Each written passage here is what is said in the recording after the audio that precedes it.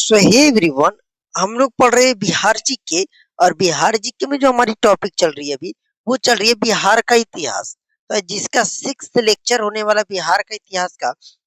अगर आप किसी भी गवर्नमेंट एग्जाम की तैयारी करते हैं तो ये वीडियो आप सभी के लिए मोस्ट इम्पोर्टेंट है, क्योंकि हम बिहार को एकदम शुरू से पढ़ेंगे एकदम अंत तक, मतलब जीरो लेवल से बिहार को सारी चीजों को कवर करेंगे। ओके, मतलब बिहार का ये तो आपको पूरे तरीके से मैं कंप्लीट करवाऊंगा। चाहे आप यूपीएससी की भी तैयारी करते हैं तो बिहार से कुछ भी क्वेश्चन पूछेगा तो आपका कंप्लीट हो जाएगा। चलिए आइए आज की इस क्लास को शुरू करते हैं। पहले सवाल है कि बिहार में प्राग ऐतिहासिक मानव के अवशेष मुख्य रूप से किस क्षेत्र से प्राप्त हुए हैं। बिहार में प्रागैतिहासिक मानव के जो अवशेष है मुख्य रूप से किस क्षेत्र से प्राप्त हुए हैं मेरे साथियों। किस क्षेत्र से? तो चिरांद से। कहां से प्राप्त हुए? तो चिराद से। कहां से? चिराद से प्राप्त हुए हैं। अगला सवाल है कि चिराद पुरातात्विक स्थल बिहार के किस जिले में स्थित है। चिराद जो है ये पुरातात्विक स्थल है, ये बिहार के किस जिले में स्थित है मेरे साथियों? तो सारण जिले में। बिहार के किस जिले में स्थित है? तो सारण जिला में ये बिहार के स्थित है। ओके, अगला सवाल है कि चिरांद किस युग की सभ्यता के लिए प्रसिद्ध है। चिरांद जो है वो किस युग की सभ्यता के लिए प्रसिद्ध है? तो नवपाषाण युग के लिए। किसके लिए? तो नवपाषाण युग की सभ्यता के लिए चिरांद प्रसिद्ध है। अगला सवाल कि बिहार में ताम्रपाषाण संस्कृति का महत्वपूर्ण स्थल कौन सा है। बिहार में ताम्रपाषाण संस्कृति का महत्वपूर्ण स्थल जो है वह कौन है? तो वह चेचरा कतुबपुर है। क्या है? चेचरा कतुबपुर जो है ये बिहार के ताम्रपाषाण संस्कृति का महत्वपूर्ण स्थल है। कौन? चेचरा कतुबपुर। ओके, प्राचीन गिरिब्रज नाम किस नगर का था। प्राचीन गिरिब्रज जो नाम था वह किस नगर का नाम था मेरे साथियों? राजगिरी का। राजगिरी का प्राचीन नाम क्या था? तो गिरी ब्रिज भी इसको हम लोग बोलते थे प्राचीन में, गिरी ब्रिज, गिरी ब्रज। ओके, सो नेक्स्ट सवाल कि राजगिरी 5 पहाड़ियों से घिरा हुआ नगर था, इसमें कौन सी पहाड़ी वहां स्थित नहीं है। राजगिरी जो थी वो 5 पहाड़ियों से घिरा हुआ एक नगर था, इसमें कौन सी पहाड़ी जो है वहां स्थित नहीं है मेरे साथियों? तो नीलगिरी। क्या? नीलगिरी जो है वहां भी स्थित नहीं है। ओके, अगला सवाल है कि सप्तपर्णी गुफा किस स्थान पर स्थित है। सप्तपर्णी जो गुफा है वो किस स्थान पे है? बिहार के किस स्थान पे है? तो राजगिरी में है। कहाँ? राजगिर में ये सप्तपर्णी गुफा स्थित है। अगला सवाल है कि बौद्ध परंपरा के अनुसार प्रथम बौद्ध संगीति का अध्यक्षता किसने की थी। बौद्ध परंपरा के अनुसार प्रथम बौद्ध संगीति का अध्यक्षता किसने की थी मेरे साथियों? ये किसने की थी? महाकश्यप ने। किसने? महाकश्यप ने बौद्ध परंपरा के अनुसार प्रथम बौद्ध संगीति का अध्यक्षता की थे। कौन किए थे? महाकश्यप ने। ओके, अगला सवाल, वैशाली में बुद्ध ने अपना अंतिम वर्षवास कहाँ बिताया था।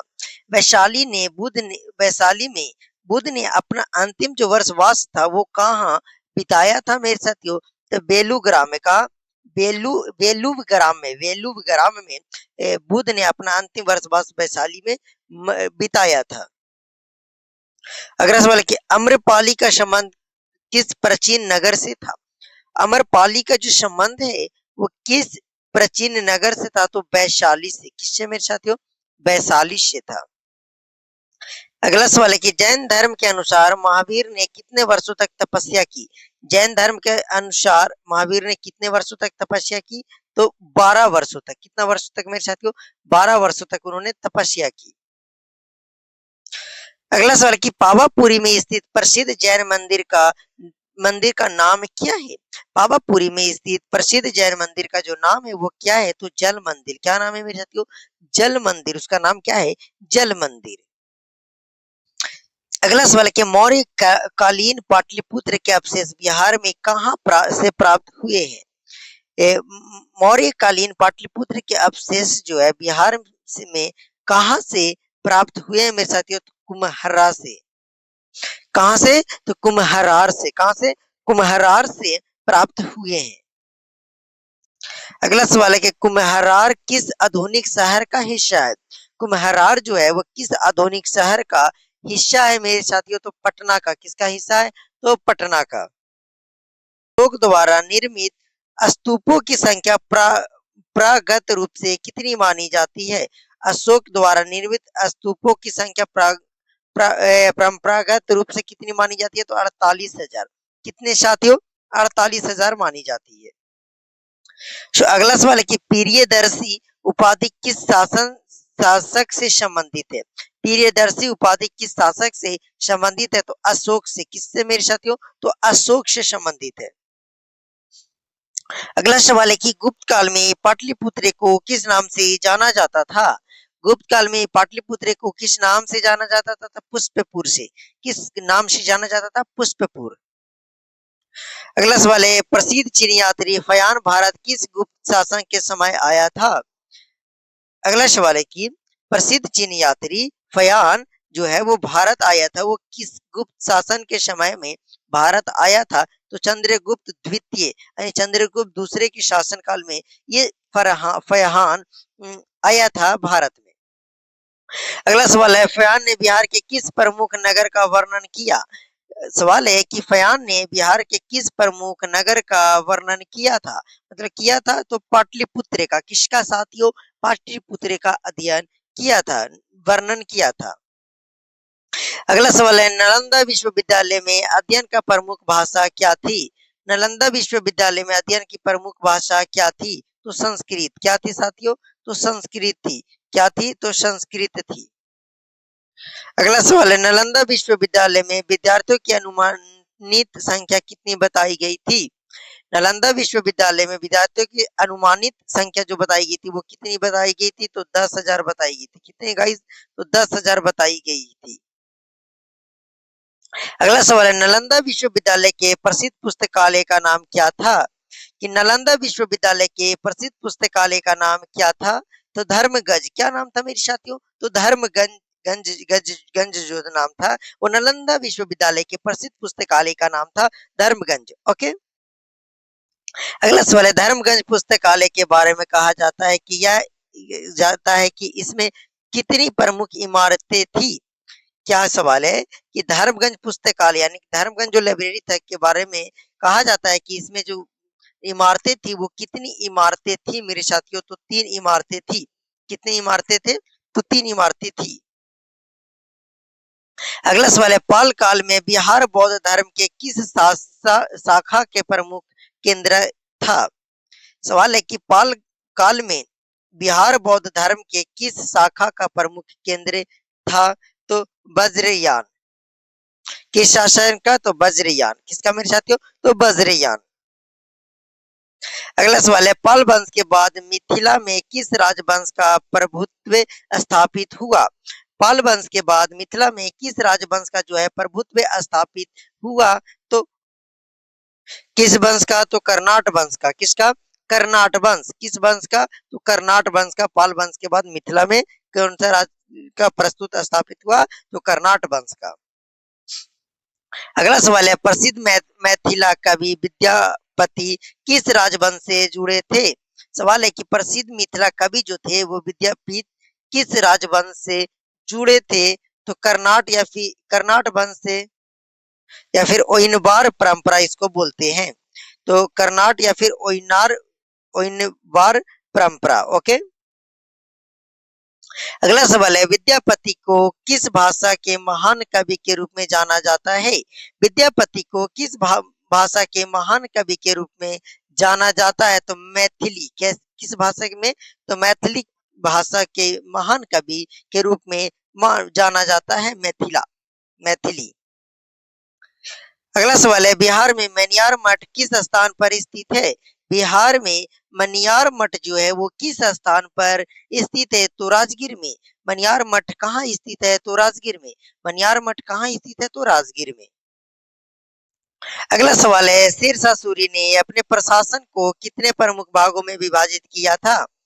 शेरशाह सूरी ने अपने प्रशासन को कितने प्रमुख भागों में विभाजित किया था? तो 4 भागों में। कितने भागों में? तो 4 भागों ने शेरशाह सूरी ने अपने प्रशासन को विभाजित किया था। अगला सवाल है शेरशाह की राजसभा व्यवस्था के बाद में किस मुगल शासक ने आगे विकसित किया?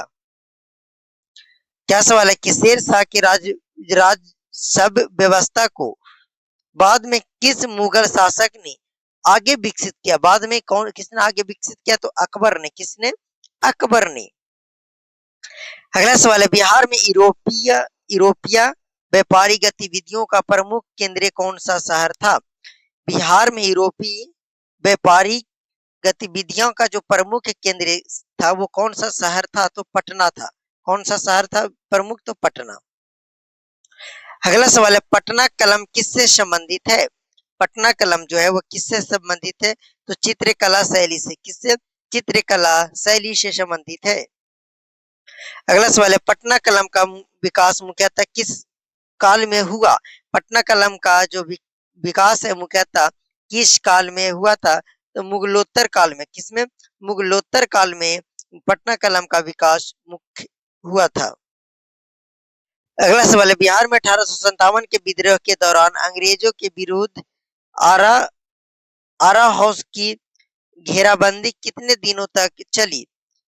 बिहार में 1857 के विद्रोह के दौरान अंग्रेजों के विरोध आरा हाउस की घेराबंदी जो है वो कितने दिनों तक चली? तो 8 दिनों तक। कितने दिनों तक मेरे साथियों? 8 दिनों तक। अगला सवाल है कि चंपारण सत्याग्रह गांधी जी का भारत में कौन सा बड़ा सत्याग्रह माना जाता है?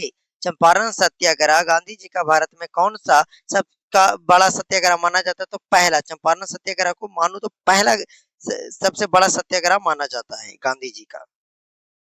अगला सवाल है चंपारण जांच समिति में गांधी जी को किस वर्ष शामिल किया गया?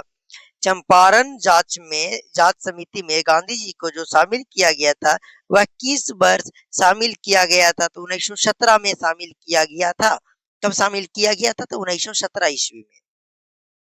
अगला सवाल बिहार में असहयोग आंदोलन के दौरान विदेशी वस्त्रों का के बहिष्कार का प्रमुख केंद्र कौन सा शहर था? तो विदेशी वस्त्र का बहिष्कार जो किया था वो पटना, भागलपुर, मुजफ्फरपुर यानी सभी हो जाएंगे। बहिष्कार सभी ने किया था। अगला सवाल है स्वतंत्र आंदोलन के दौरान बिहार केसरी की उपाधि पाने वाले नेता ने किस क्षेत्र में विशेष योगदान दिया? स्वतंत्र आंदोलन के दौरान बिहार केसरी की उपाधि पाने वाले नेता ने किस क्षेत्र में विशेष योगदान दिया? मेरे साथियों किस क्षेत्र में विशेष योगदान दिया? तो प्रशासनिक नेतृत्व।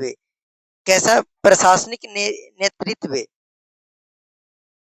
अगला सवाल है 1974 के आंदोलन में छात्रों के संगठन का प्रमुख मंच क्या था? 1974 के आंदोलन में छात्रों के संगठन का प्रमुख मंच क्या था? तो छात्र संघर्ष समिति। क्या था? तो छात्र संघर्ष समिति था।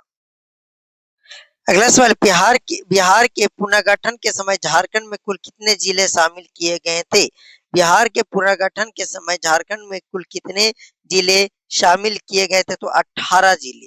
कितना जिले मेरे साथियों? 18। अभी आपका एक सवाल है कि झारखंड में कुल कितने जिले हैं और बिहार में कुल कितने जिले? इसका आंसर कमेंट बॉक्स में कीजिएगा। तो ये था हमारा बिहार इतिहास का 6th लेक्चर जो आज मैं कंप्लीट करा दिया। कैसी ये सीरीज आपको लग रही है एक बार कमेंट करके जरूर बताइएगा।